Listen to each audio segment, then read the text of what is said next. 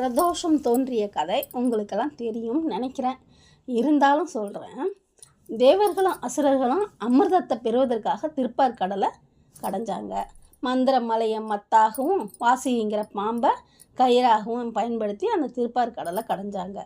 அதில் இருந்து பல தெய்வீகமான அம்சம் கொண்ட நிறைந்த பொருட்கள் எல்லாம் வந்தன. தேவதைகளும் தெய்வங்களும் கூட வெளிப்பட்டாங்க. இறுதியாகத்தான் அமிர்தம் வெளிவந்ததாக சொல்லுவாங்க. ஆனால் எல்லாவற்றுக்கும் முன்பாக முதல்ல கடல்ல இருந்து வெளிப்பட்டது கொடிய விஷம்தான். அதோடு கயிறாக பயன்படுத்திய அந்த வாசுகி பாம்பும் வலி பொறுக்க முடியாமல் தன்னோட விஷத்தை கக்கிச்சான். இந்த 2 விஷமும் ஒன்றாக சேர்ந்து ஆழகால விஷமாக மாறிச்சு. அது இந்த உலகையே அழிக்கும் சக்தி படைத்ததாக இருந்ததுனால இதை என்ன செய்யறதுன்னு சொல்லி எல்லாரும் சேர்ந்து சிவபெருமான்கிட்ட வேண்டினாங்க. சிவபெருமான் அந்த ஆழகால விஷத்தை அருந்தினார். அந்த விஷம் அவரது உடலுக்குள்ளே நுழையாமல் இருக்க அவரது கழுத்தை பிடித்தார் பார்வதி தேவி. அதனால் விஷம் கழுத்திலேயே நின்று கழுத்து நீலம் நிறமாக மாறியது. இதனால் தான் ஈசனை நீலகண்டன் அப்படின்னு சொல்லி சொல்கிறாங்க. கழுத்தில் விஷம் பரவியதால் மயக்கமடைந்த சிவன் மயக்கம் தெளிந்ததும் நந்தியின் 2 கொம்புகளுக்கிடையே நின்று ஆனந்த நடனம் புரிந்தாராம். அதனால தான் நாம் பிரதோஷ தினமாக வழிபடுறோம்.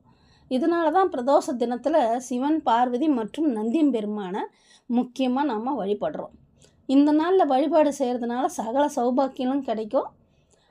இப்போது இந்த பிரதோஷங்கள் 20 பிரதோஷங்கள் இருக்குது அப்படின்னு சொல்கிறாங்க. அப்படின்னா என்னென்ன பிரதோஷம் தெரியுங்களா? தினசரி பிரதோஷம், தினமும் பகலும் இரவும் சந்திக்கின்ற சந்தியா காலமாகி அந்த 4லேருந்து 6 சொல்கிறாங்க பார்த்தீங்களா? இந்த நேரத்தில் ஈசனை தரிசனம் செய்வதும் உத்தமம். இதுதான் நித்திய பிரதோஷம் அப்படின்னு சொல்லுவாங்க.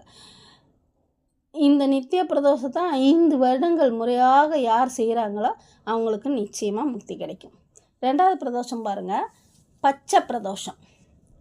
அமாவாசைக்கு பிறகான சுக்லபட்சம் என்ற வளர்ப்பிறை காலத்தில் 13வது திதியாக வரும் திரியோதசி திதியை பச்சை பிரதோஷம் அப்படின்னு சொல்கிறாங்க.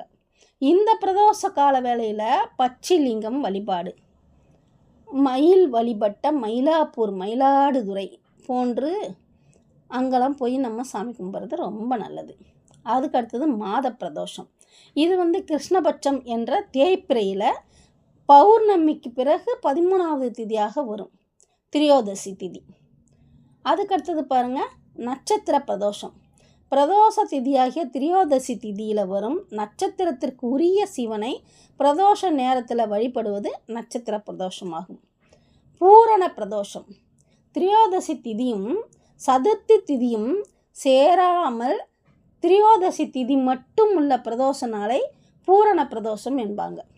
இந்த பிரதோஷத்தின் போது சுயம்புவாக தோன்றிய லிங்கத்தை தரிசனம் செய்கிறது ரொம்ப சிறப்பான பலனை கொடுக்கும். அடுத்தது திவ்ய பிரதோஷம். பிரதோஷ தினத்தன்று துவாதசியும் திரியோதசியும் சேர்ந்து வந்தாலே அதுக்கு திரியோதசி சதுர்த்தியும் சேர்த்து